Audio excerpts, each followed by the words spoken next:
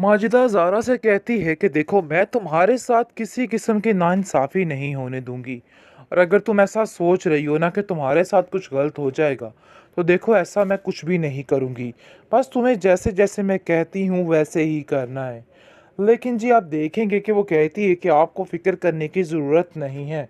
मुझे पता है कि हनान के साथ मेरा फ्यूचर बहुत सिक्योर है और इस चीज़ को मैं बड़े अच्छे तरीके से समझती हूँ।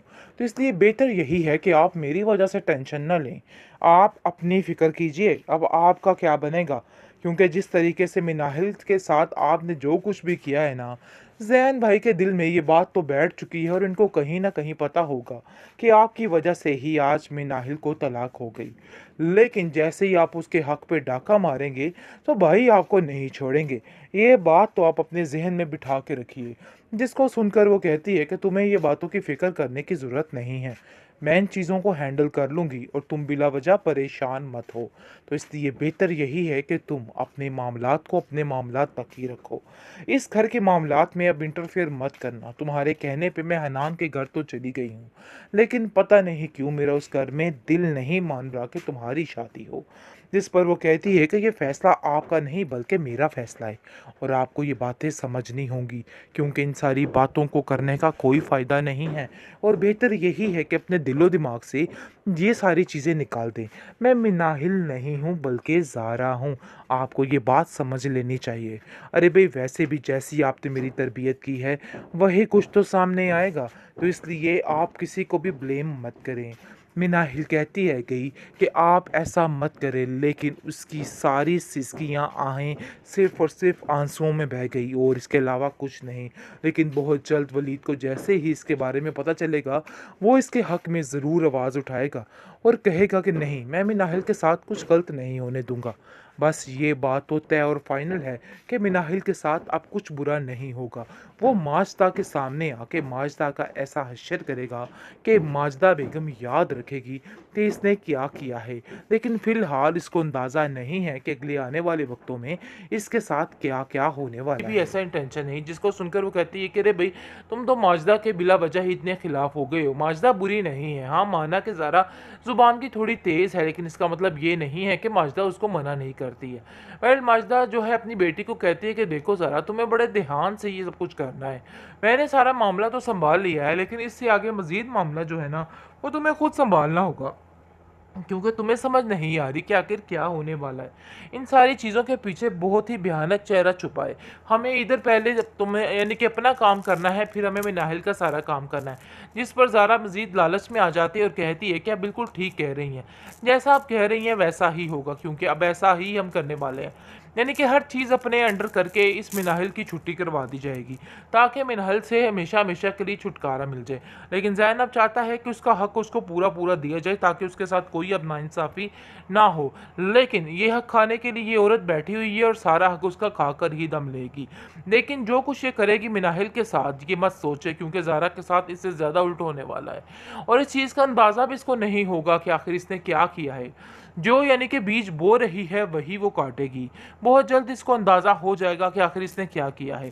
बहरहाल सारा कुछ खुल के सामने आ जाएगा। आप देखेंगे कि किस तरीके से ज़ारा की ज़िंदगी बेहाल होने की तरफ जा रही है। अभी तो उसे इन सब चीज़ों का अंदाज़ा ही नहीं है कि आखिर क्या होने वाला और क्या नहीं, लेकिन बहुत जल्द उसको पता चल जाएगा कि कितनी बड़ी गलती कर दी है उसने इन सब चीज़ों को लेकर। माजिदा काफ़ी ज़्यादा खुश है कि उसकी बेटी के हाथ लाखों करोड़ों रुपए का ज़ेवर लग जाएगा, लेकिन वो बहुत बड़ी बेवकूफ़ी कर रही है, क्योंकि उसके हाथ कुछ भी नहीं आने वाला।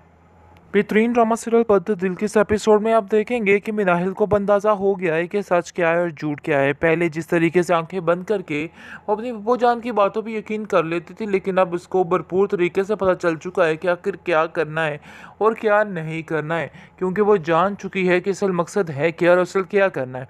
लेकिन जी आप देखेंगे कि आहिस्ता आहिस्ता जैसे वक्त गुजरता जाएगा, सारी बातें ज़ुबान पर आती जाएंगी, क्योंकि जैसे ही अपने हक के लिए आवाज़ खोलती है मिनाहिल, तो उसके ऊपर मुंह ऊपर तमाचा मार दिया जाता है और उसको वहाँ पे खामोश करा दिया जाता है और कहती है कि तुम्हें शर्म नहीं आती है कि अपनी माँ जैसी पप्पो के साथ इस तरह का सलूक कर रही हो।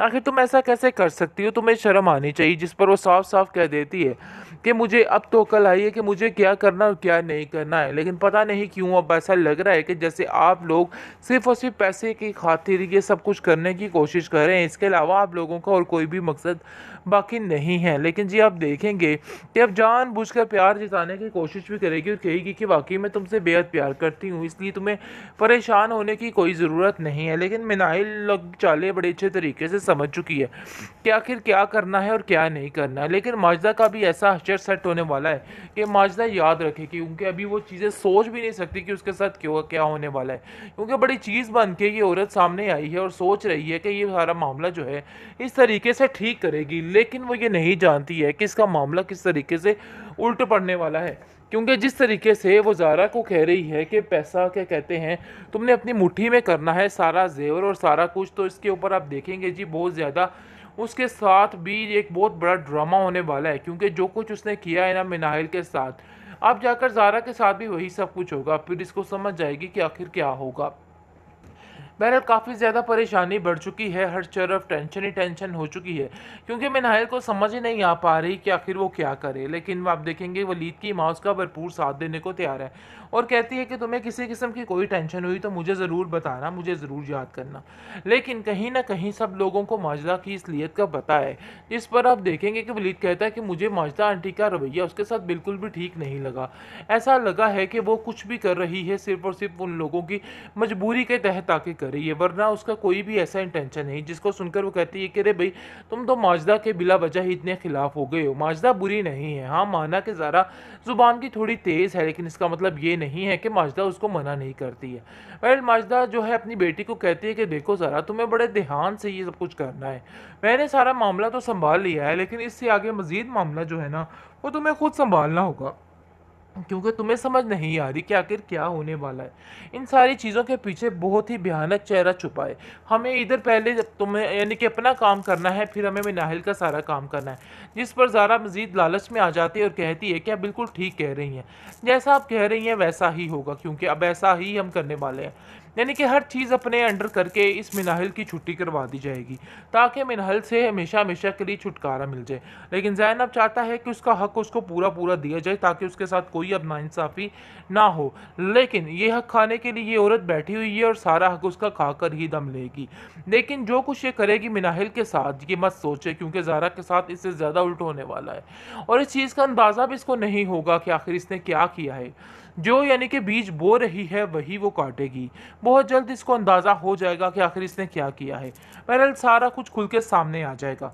आप देखेंगे कि किस तरीके से ज़ारा की ज़िंदगी बेहाल होने की तरफ जा रही है।